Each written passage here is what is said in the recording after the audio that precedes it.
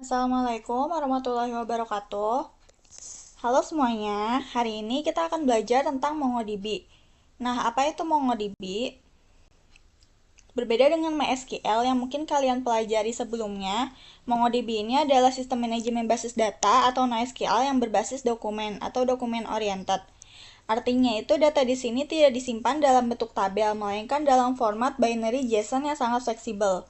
Karena kefleksibelannya ini, MongoDB sering banget dipakai untuk sistem yang datanya bervariasi dan dinamis. Contohnya itu seperti aplikasi e-commerce, karena spesifikasi produknya itu beda-beda. Terus media sosial, buat nyimpen profil, postingan, dan komentar. Atau sistem IoT untuk menyimpan log sensor yang strukturnya tidak beraturan. Biar gampang bayanginnya, kita bandingkan sama MySQL yang biasanya pakai tabel. Kalau di MySQL kita nyebut database, di MongoDB kita juga sama nyebutnya itu database. Kalau di MySQL tabel, di MongoDB kita nyebutnya collection. Kalau di MySQL kita nyebutnya baris, di MongoDB disebutnya itu dokumen. Berbentuknya itu JSON.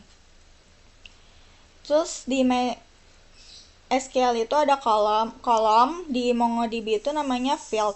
Dan yang paling penting, MySQL itu skemanya kaku, sedangkan MongoDB itu tanpa skema. Jadi dalam satu koleksi yang sama, setiap dokumen bisa punya struktur field yang berbeda.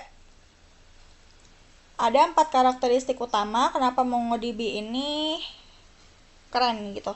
Yang pertama itu dia itu NoSQL, murni pakai koleksi dan dokumen tanpa tabel relasional. Yang kedua itu high performance, proses pencarian dan simpannya sangat cepat karena pakai index dan in-memory storage. Yang ketiga itu schemaless, alias sangat fleksibel. Nggak perlu pusing migrasi skema kalau ada atribut baru. Yang keempat itu horizontal scaling, mendukung sharding alias gampang dibagi ke banyak server kalau datanya udah scale out. Untuk memakai MongoDB itu kita pastikan dulu servernya itu jalan di port default, yaitu MongoDB localhost 27017. Kalian tuh bisa nyalain lewat Linux terminal atau kalau pakai Windows tinggal buka aplikasinya. Kita bisa interaksi pakai dua cara. Yang pertama itu MongoDB Compass atau GUI. Ini yang berbasis grafis. Kalian tinggal klik connect. Ini itu mudah untuk visualisasi data, filtering, dan bikin agregasi. Lalu yang kedua itu ada MongoSH atau terminal. Ini yang pakai command prompt atau terminal. Kita ngetik query mentahnya tuh di sini. Misalnya di sini itu saya ngetik db mahasiswa insert one. Terus kita masukin value-nya.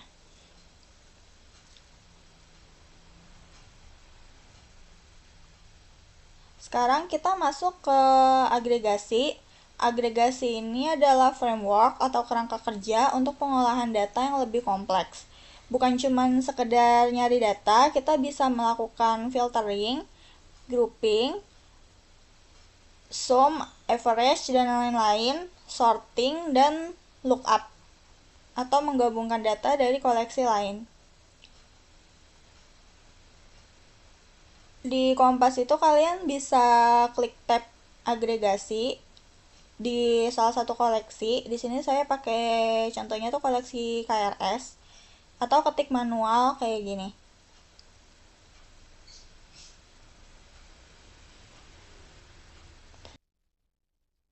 Di sini ada match. Di sini tuh match itu digunakan untuk menyaring data. Misal di sini saya mau nyari mahasiswa dengan NPM 5142223. Di sini ketika di enter, dia bakal muncul data dengan ID NPM tuh yang sama. Selanjutnya ada limit. Ini tuh limit itu fungsinya untuk membatasi jumlah data yang tampil.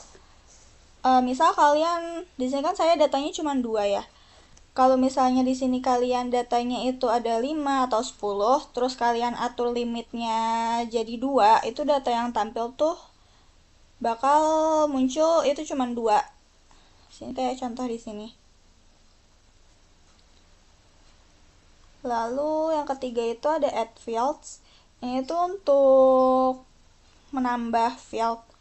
Lalu set itu buat ngubah nilai field yang baru. Misal di sini saya itu add fieldnya itu semester 8. Nah, di semua dokumen itu kita bakal ke input field semester sama dengan itu 8. Lalu di sini set, saya mau ngeset field yang baru. Kan tadi kan kita masukin fieldnya itu 8. Saya mau ngubah jadi 6. Nah, ketika dimasukkan dua data ini tuh keubah jadi 6. Terus yang terakhir itu ada lookup. Ini tuh cara join data dari collection yang berbeda. Di sini itu saya buat contoh, ini tuh dibuat di dalam collection mahasiswa. Nah, di sini itu saya ngambil database. Saya ngambil field dari dokumen database.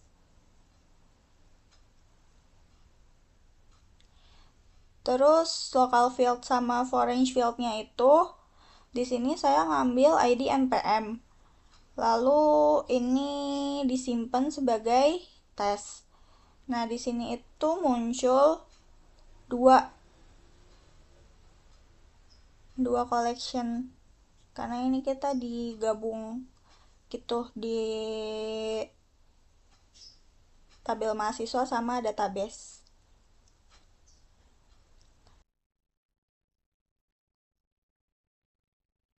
Sekarang kita coba di MongoDB-nya. Di sini saya masuk ke mahasiswa. Ini ada 5 data. Terus kita ke agregasi. Pertama itu kita mau coba, kita add stage dulu. Kita mau coba yang match.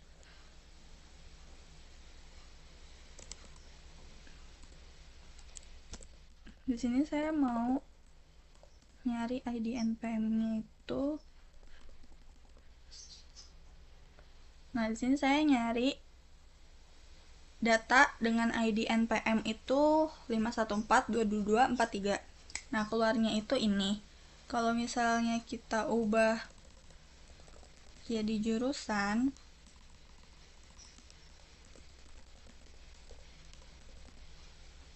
dia bakal menampilkan semua data yang ada di dalam mahasiswa ini yang jurusannya itu informatika.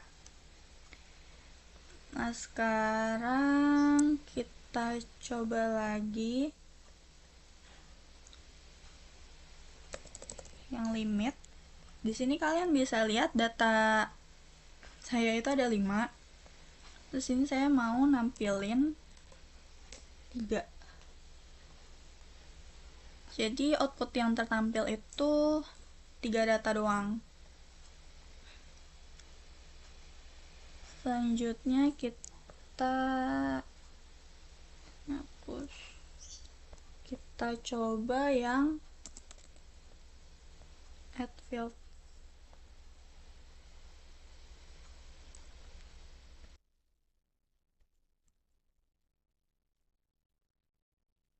Ini saya mau masukin semester 8. Nah, di semua data, di 5 data di dalam mahasiswa ini, dia bakal nambah semester sama dengan 8. Terus saya mau coba gabung agregasi pakai yang lab. Nah, di sini saya mau ngubah yang tadinya semesternya 8, saya mau ngubah jadi 6. Nah, di sini keubah ya. Terus habis itu kita coba satu lagi yang lookup.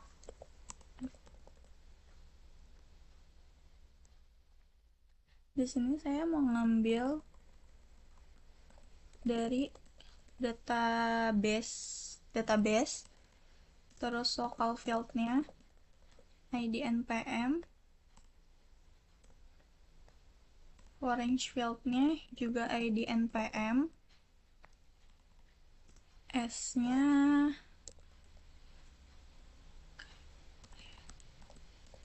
KRS. Nah, di sini bisa lihat data gabungannya. Ini di data NIDA dengan npm 5142243, dia itu muncul di data dalam database-nya itu ada. Jadi dia bakal muncul kayak gini. Kalau misalnya nggak ada, dia bakal empty. Kayak gini. Ini kan ada, sini ada. Kalau nggak ada, dia bakal muncul empty.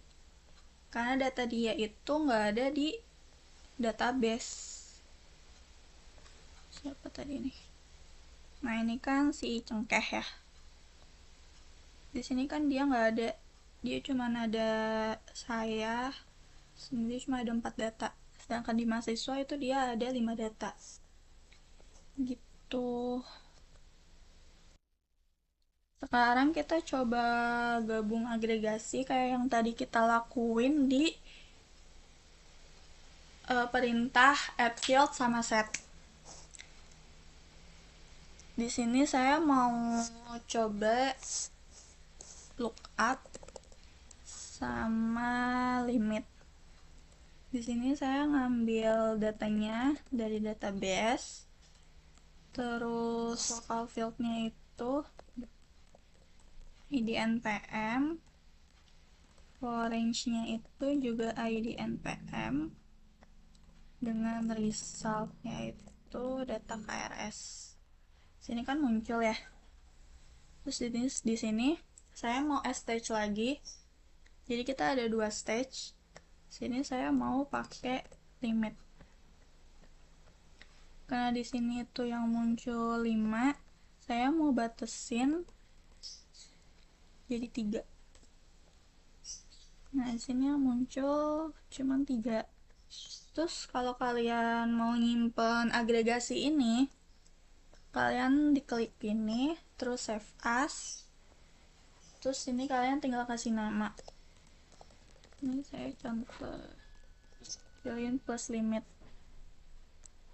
Terus kalau misalnya kalian mau buka lagi, kalian tinggal open.